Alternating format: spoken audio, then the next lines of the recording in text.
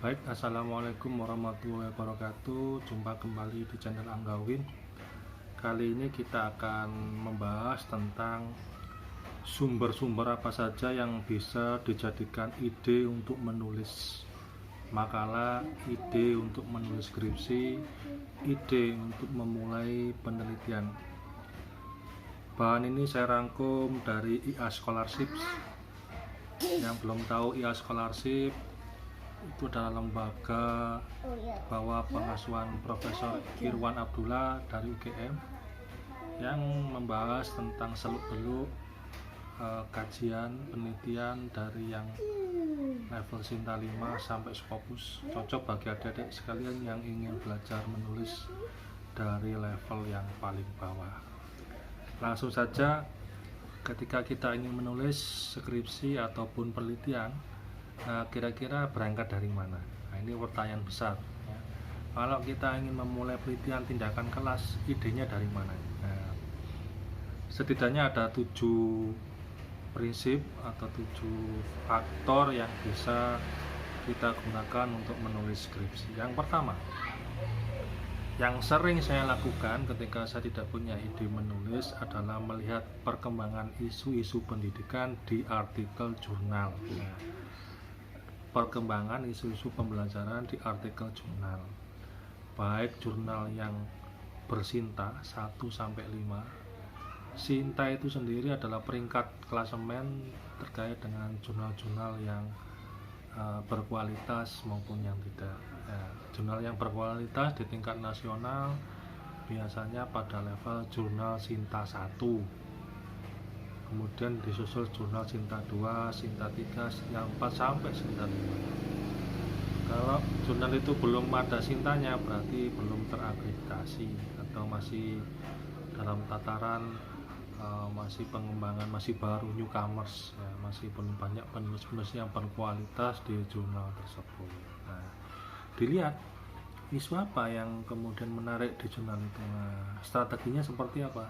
Kita lihat di jurnal itu sesuatu yang bermasalah di jurnal itu apa.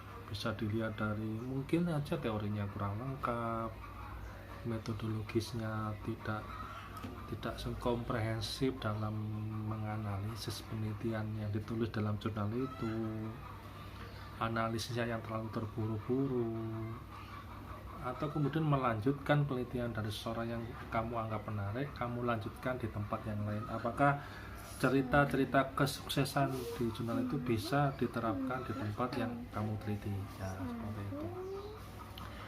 Ini artikel jurnal ini kiblat dalam menulis penelitian, karena pada akhirnya output dari outcome itu, dampak dari penulisan skripsi itu akan dilempar, dikirim ke jurnal. Ini kewajiban semua mahasiswa kalau sudah nulis skripsi ya nanti akan dikonvert menjadi jurnal. Nah, otomatis artikel jurnal ini menjadi kiblat tulisan yang paling primer dari seorang peneliti. Saya juga melakukan seperti itu, orang-orang lain juga melakukan seperti itu. Yang kedua, berangkat dari common knowledge, jadi pendapat umum yang kemudian kira-kira kok beda ya ini dengan pemikiran orang umum. Wah, nyeleneh kan? Ini pendapat umum, misalnya dulu tabu sekali untuk mempermasalahkan cara mengajar guru yang keras misalnya. Nah, sekarang orang udah mulai berani gitu kan.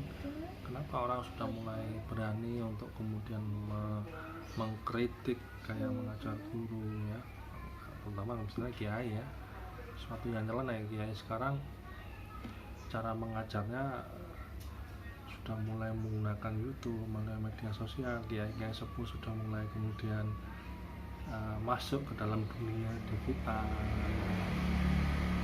Ini ada perubahan besar, ada revolusi pembelajaran, revolusi dakwah yang dilakukan oleh para pendakwah kita, para ustadz kita dalam dunia masyarakat yang kontemporer yang sangat luas. Nah, ini bisa dijadikan sebagai titik acuan dalam menulis skripsi, menulis penelitian.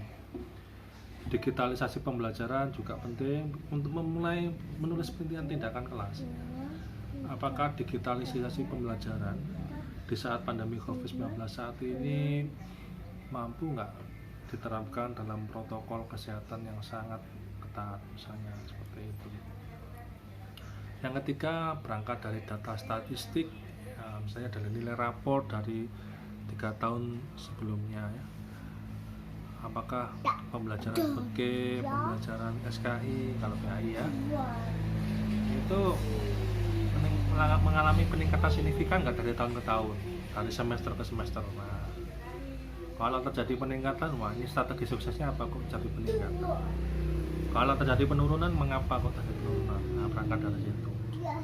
Atau tidak konsisten, fluktuatif ya datanya, data raport anak ini dari semester 1, semester 2, 3, 4, 5, 6 naik turun, mengapa kok naik turun? Nah, itu bisa jadi acuan untuk memulai menulis ya.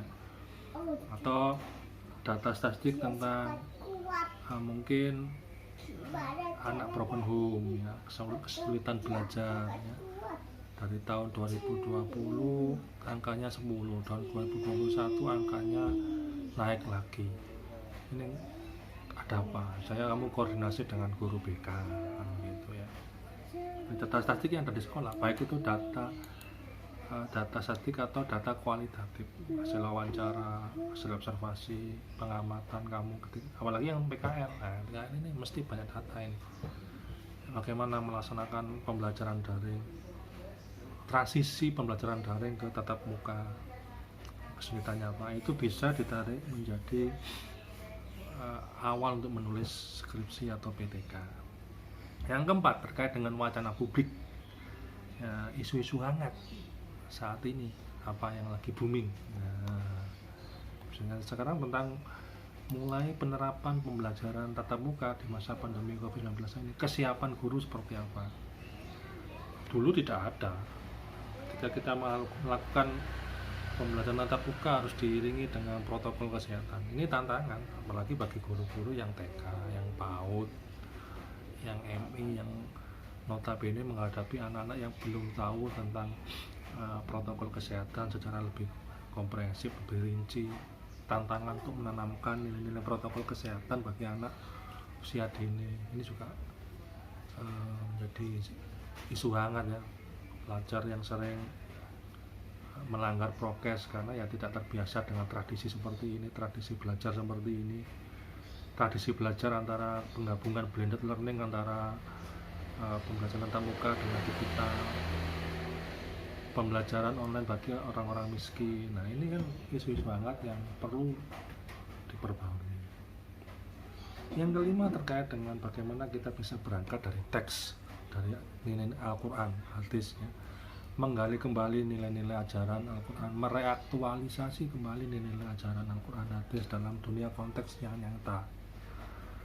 Nah, bagaimana penerapan tazkiyatun nafs di masa banyak siswa yang mengalami depresi, apakah kemudian bisa tazkiyatun nafs itu mencegah siswa stres dalam belajar?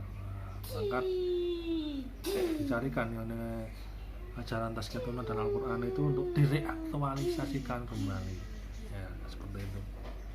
Yang keenam, tentang aturan ya atau perundang-undangan ya. Misalnya penerapan standar nasional pendidikan dalam bidang pembelajaran di masa COVID-19 ini. Apakah amanah Undang-Undang Nomor 14 Tahun 2005 tentang guru dan dosen itu sudah mencapai pada misi yang diinginkan atau belum? Jadi mengevaluasi kebijakan di tingkat sekolah, misalnya begitu. Mengevaluasi penerapan standar nasional pendidikan di masa COVID-19 untuk anak MBI misalnya. Untuk guru ya implementasi profesionalitas guru PAI dalam masa COVID-19 saat ini ya. Strategi guru mengembangkan kompetensi pedagogik berdasarkan amanah Undang-Undang Nomor 11 Tahun 2005 seperti itu. Jadi apakah prinsip-prinsip PP Nomor 74 Tahun 2008 tentang guru itu dijalankan secara efektif nggak di sekolah tertentu? Lah ini penelitian-penelitian yang berangkat dari kebijakan. Apakah kalau misalnya PTK ya, apakah dalam peraturan tentang misalnya pembelajaran COVID-19 ini, regulasi ini diterapkan secara ketat atau tidak dalam COVID-19 saat ini. Nah, ini juga penting untuk bisa diteliti. Yang ketujuh, yang terakhir, ini kejadian mendadak. Nah, jadi tiba-tiba ada kasus pelecehan seksual di sekolah tertentu, misalnya begitu ya.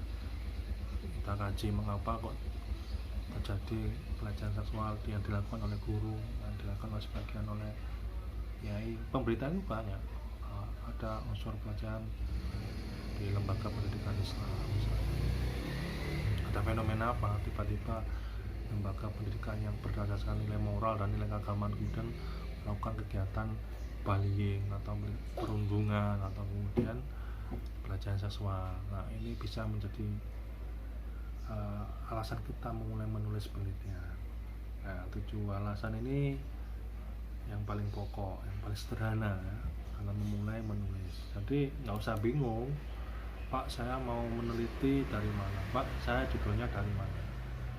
Nah, untuk menghasilkan judul itu bukan dari pengolahan redaksi tata kata, tapi dari 7 aspek ini dilihat isu apa yang paling hangat.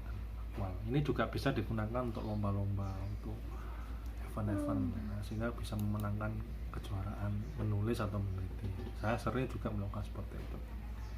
Itu aja, semoga memberikan inspirasi atau membuka mata kita tentang bagaimana kita memulai meneliti, bagaimana kita memulai menulis. Terima kasih. Assalamualaikum warahmatullahi wabarakatuh.